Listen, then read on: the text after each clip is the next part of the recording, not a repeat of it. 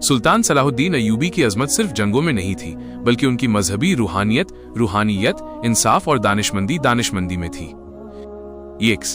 इंसाफ की बुलंदी, दो फरियादी और सुल्तान की कसम, the two Clements and the sultan's oath. ये वाकया सुल्तान की अदालत कोर्ट ऑफ जस्टिस से जुड़ा है, जहां वो आम लोगों की फरियादें सुनते थे।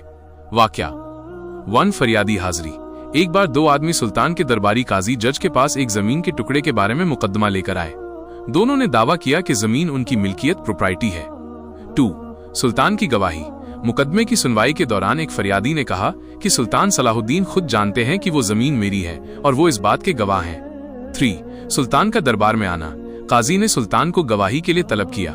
सुल्तान शख्सी तौर पर पर्सनली काजी की अदालत में हाजिर हुए और गवाह के तौर पर काजी के हुक्म पर अपनी जगह पर खड़े हुए, क्योंकि इस्लामी कानून में गवाह को खड़े होकर गवाही देनी पड़ती है। 4 गवाही और फैसला। सुल्तान ने कसम खाकर गवाही दी कि हाँ, वो जमीन इस शख्स की है। गवाही मुकम्मल होने के बाद काजी ने उसी शख्स के हक में फैसला सुनाया। 5 इबरत लेसन। अदालती कार्यवाही खत्म होने के बाद सुल्तान ने काजी से कहा, अल्लाह तुम्हारा भला करे, अगर तुम बादशाह होने की वजह से मुझे गवाह के तौर पर खड़े होने से रोकते तो मैं डरता हूँ कि अल्लाह की अदालत में मैं अपनी गवाही छुपाने का मुजरिम होता। तुमने हक कायम रखा। इस वाक़े से मालूम होता है कि सुल्तान के नजदीक इंसाफ सबसे ऊपर था और उन्होंने खुद को आम शहरी की तरह पेश करके हुक्मरानी की ताकत को अदालत के नीचे रखा। 2 नमाज की पाबंदी और मजहबी जज्बा, पाइटी एंड पंक्चुअलिटी इन प्रेयर।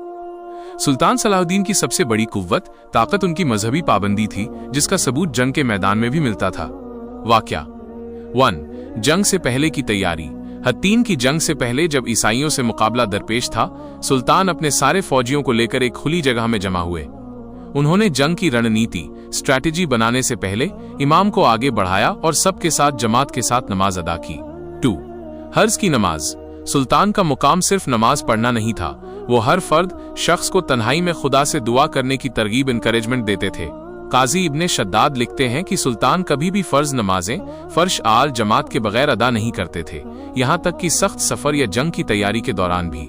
3 यकीन की कुव्वत। सलाहुद्दीन का मानना था कि जिस्मानी ताकत से ज्यादा ईमान की ताकत और अल्लाह पर यकीन जीत की कुंजी की है। उनकी ये पाबंदी फौजियों के लिए बेहतरीन अखलाकी मिसाल, मॉरल एग्जाम्पल थी, जिसने उनकी फौज में रूहानी जज्बे को भर दिया। 4 काजी का मशवरा एडवाइस। एक बार यरूशलेम बैतुल मुकद्दस की फतह में कुछ देरी हो रही थी। काजी ने सुल्तान को मशवरा दिया कि अल्लाह से मदद मांगे और गैर जरूरी अननेसेसरी और गैर शरई अनलॉफुल चीजों से दूर रहें। सुल्तान ने काजी की नसीहत को दिल से कबूल किया और अपने अमाल में और ज्यादा तदाबिरात स्ट्रिक्टनेस अपनाई, जिसके कुछ ही दिनों बाद यरूशलेम फतह हो गया। 3 सुल्तान की फयाजी जेनरोसिटी। सुल्तान की दरियादिली जेनरोसिटी की मिसालें अक्सर उनके इर्द गिर्द के लोगों ने दी हैं। वाकया 1 मदद के लिए दौलत।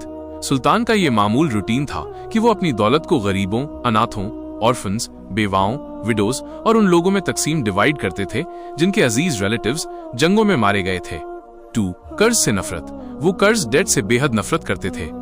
जब कभी उन्हें पैसे की सख्त जरूरत होती थी तो वो अक्सर अपने दोस्तों से कर्ज लेते थे, मगर कभी भी सरकारी खजाने से गैर जरूरी खर्च नहीं करते थे। 3 इब्ने शद्दाद का बयान। उनके करीबी साथी इब्ने शद्दाद ने बयान किया है कि सुल्तान की मौत के बाद जब उनके खजाने में अपने कफन दफन का भी पैसा नहीं था, तो उनकी दौलत की कमी ने यह साबित कर दिया कि वो दुनिया की दौलत को कोई अहमियत नहीं देते थे।